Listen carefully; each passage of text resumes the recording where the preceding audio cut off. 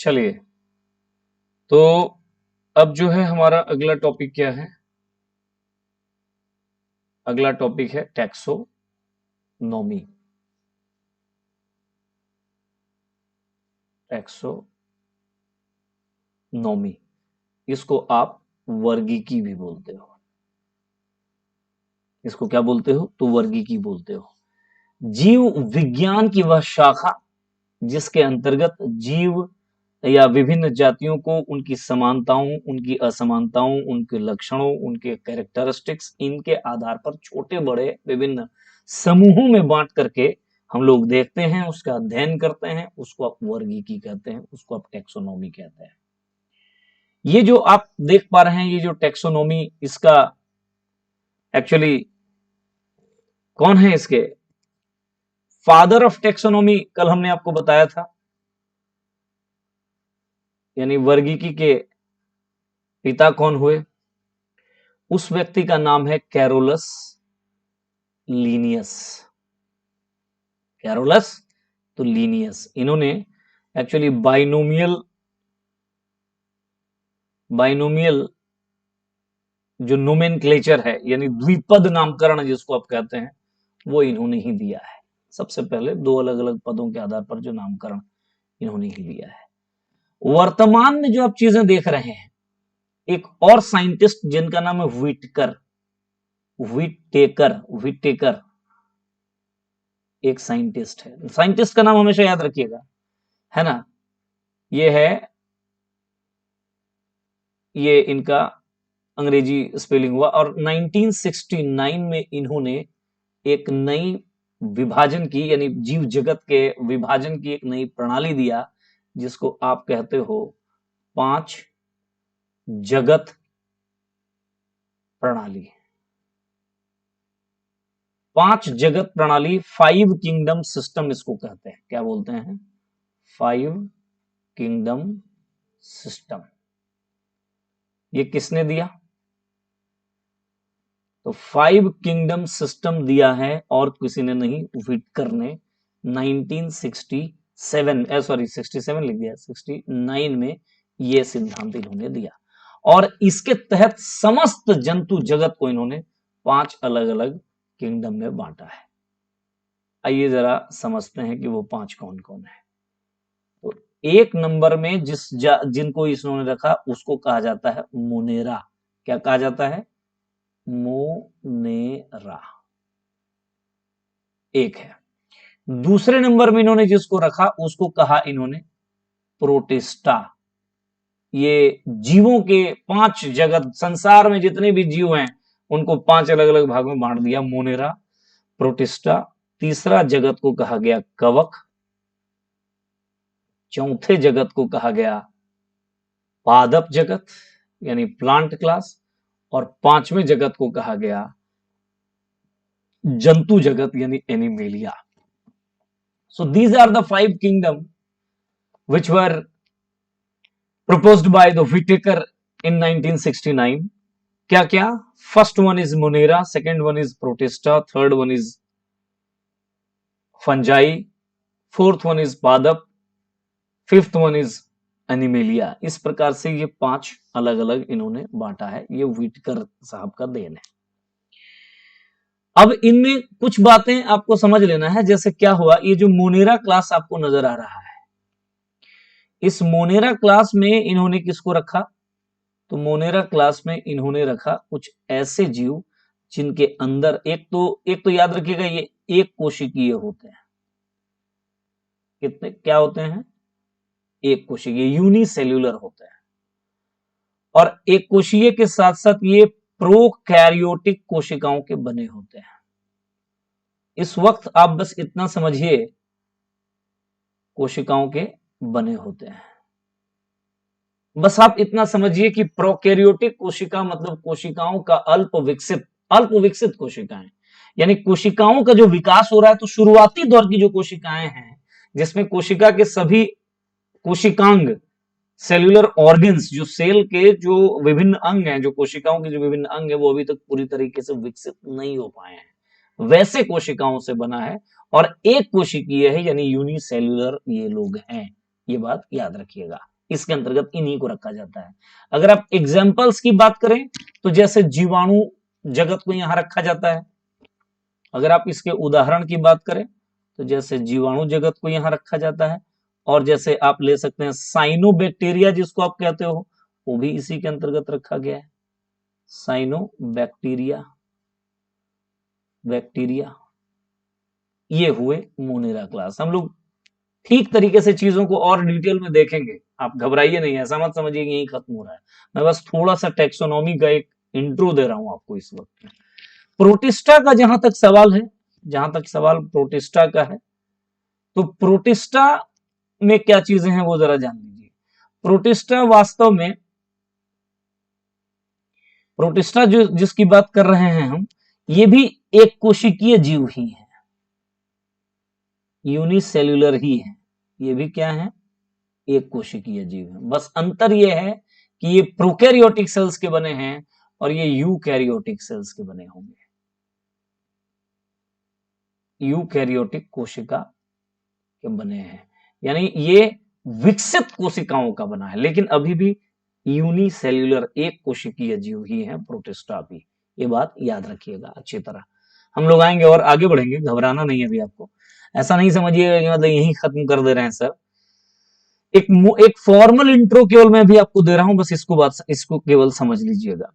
इसमें इस जगत में अधिकांश शैवाल और कुछ प्रोटोजोआ आते हैं, याद रखिएगा, ठीक है ना।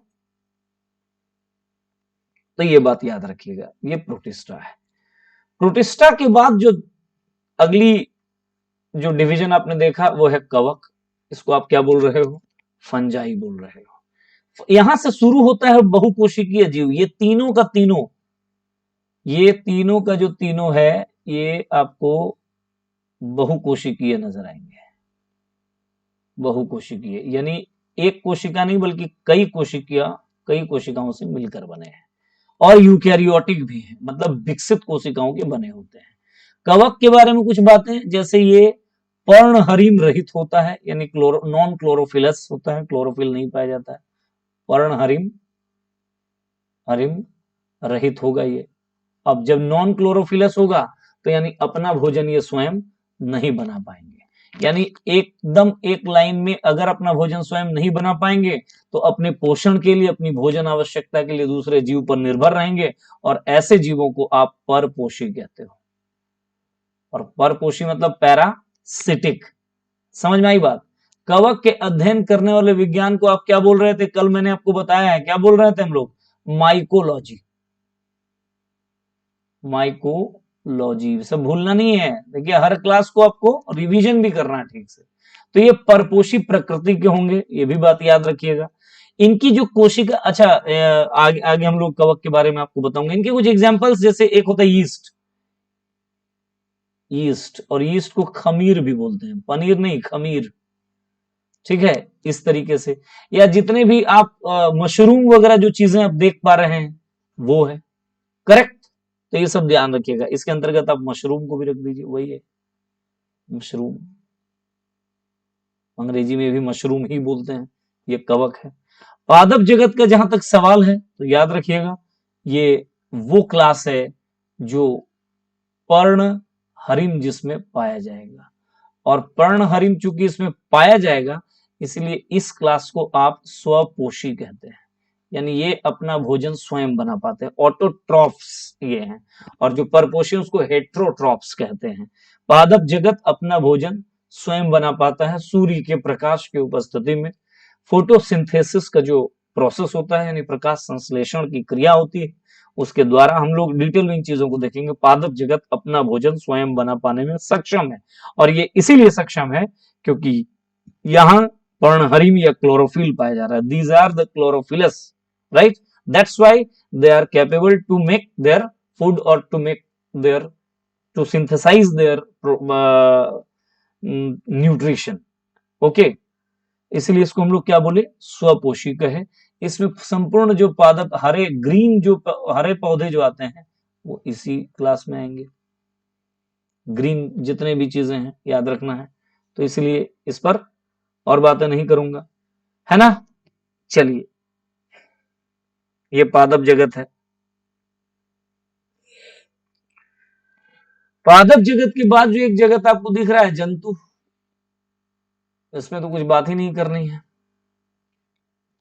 जंतुओं में भी याद रखिएगा कि किसी प्रकार का कोई क्लोरोफिल नहीं पाया जाता है, और ये भी एक तरीके से बहुकोशिकीय होता है, यूकोरियोटिक सेल्स से बने होते हैं, परपोषी प्रकृति के होते हैं, यानी अपना भोजन ये स्वयं बना पाने में सक्षम नहीं होते हैं, ये भी बात याद रखिएगा। ये जो जंतु है आगे चल करके दो भाग में बढ़ता है, एक को कशेरुकी बोलते हैं और एक को अकशेरुकी बोलते हैं, है ना। कशेरुकी जिसके अंतर्गत, जिसमें वर्टेब्रल कॉल्यूम यानी रीढ़ की हड्डी डेवलप है, जिसमें रीढ़ की हड्डी नहीं है या वर्टेब्रल कॉल्यूम नहीं है, वो इनवर्टेब्रेट्स यानी अकशेरुकी के नाम से जाने जाते हैं। इसका भी एक बहुत बड़ा जगत है, जंतु जगत, इस पर भी हमें आपसे चर्चा करनी है। कुल मिला करके यही वो चीजें हैं जो आपको इस टॉपिक के अंतर्गत जानना है, और हमने आपको बताया था कल कि इसमें आपको 3-4 दिन लग जाएंगे टोटल सारी चीजों को पढ़ने में, लेकिन एक बहुत बड़ा कंटेंट बायोलॉजी का, लाइफ साइंस का, जीव विज्ञान का आपके दिमाग में चला जाएगा, और क्वेश्चंस अक्सर पूछे जाते हैं, ठीक है, तो ध्यान रखिएगा। चलिए ये हुआ, अब थोड़ा सा हम लोग और इस पर और थोड़ा सा विचार करते हैं। आइए इसके माध्यम से ये देख सकते हैं, एक जो 5 जगत देख रहे हैं, व्हिटेकर का जो 5 जगत प्रणाली है, उस प्रणाली के अनुसार जीवों का वर्गीकरण सबसे पहले कौन है, देख सकते हो आप, सबसे पहले कौन है? तो सबसे पहले आपको हाइलाइटर लेने दीजिए मुझे। सबसे पहले आपको मोनेरा नजर आ रहा है, फिर आपको प्रोटिस्टा नजर आ रहा है, फिर यहाँ आपको कवक नजर आया, फिर पादप नजर आया, और फिर जंतु नजर आया। किस तरीके से किया गया है देखिए, ये जो दोनों आपको नजर आएगा, ये जो दोनों क्लास जो नजर आएगा, मैं फिर से एक बार आपको एक छोटा सा रिवाइज करा दूं, ये जो दोनों क्लास नजर आएंगे, ये दोनों क्लास एक कोशिकीय है, देख सकते हैं लिखा हुआ है, देख सकते हैं आप कि ये सब बातें लिखी हुई हैं क्या, कि तो ये एक कोशिकीय है। वहीं ये तीनों जो क्लास आपको नजर आ रहा है ऊपर का, ये सब क्या है, तो बहुकोशिकीय है। यहाँ एक चीज और लिखा हुआ है, आप देख सकते हो, यहाँ पे अच्छे तरीके से क्लियर किया गया है, यहाँ पे क्लियर किया गया है, जरा देख लीजिए। ये देख सकते हैं कि ये एक कोशिकीय है और प्रोकैरियोटिक जीव है। प्रोकैरियोटिक जीव मतलब प्रोकैरियोटिक कोशिकाओं के बने होते हैं, ठीक है। एग्जाम्पल देखिए, एक है माइकोप्लाज्मा, हम लोग देखेंगे माइकोप्लाज्मा, और एक है जीवाणु, ये इसके एग्जाम्पल्स हुए। वहीं अगर प्रोटिस्टा के क्लास में चले गए तो आपको नजर आएगा यूकैरियोटिक जीव है ये, भले ही एक कोशिकीय, अधिकांशतः क्या है इसके, एक कोशिकीय है, ठीक है। और अधिकांश शैवाल और प्रोटोजोआ वर्ग के लोग इसके अंतर्गत आते हैं, अभी हमने देखा। कवक के बारे में बात हमने क्या किया कि ये यूकैरियोटिक तो है ही, बहुकोशिकीय हैं, देखिए अधिकांशतः बहुकोशिक हैं, यीस्ट है, मशरूम है, ठीक है, ये याद रखिएगा। पादप जगत की बात करें तो यहाँ पे देखिए, ये स्वपोषी हैं, अपना भोजन स्वयं बना पाते हैं, इनको इसलिए उत्पादक प्रोड्यूसर क्लास कहते हैं। इनको भी आगे चल करके देखिए 3 भाग में बांट दिया गया, क्या क्या, तो ब्रायोफाइटा, टेरिडोफाइटा, और उसके बाद इसको अनावृत बीजी और आवृत बीजी, जिम्नोस्पर्म और एंजियोस्पर्म, इस तरीके से हम देखेंगे पूरा डिटेल में पादप जगत को, घबराइए मत। और जंतु की बात करें तो सभी ये उपभोक्ता है। उपभोक्ता है कहने का मतलब क्या है, उपभोक्ता है कहने का मतलब सभी परपोषी है। इनको दो भाग, एक कशेरुकी है और एक अकशेरुकी है। जैसे मछली, उभयचर, सरीसृप, पक्षी, ये सब कशेरुकी हुए, वहीं पोरीफेरा, सिलेंट्रेटा, निमेटोडा, मोलस्का, ऐसी जो जातियां हैं वो अकशेरुकी हुई।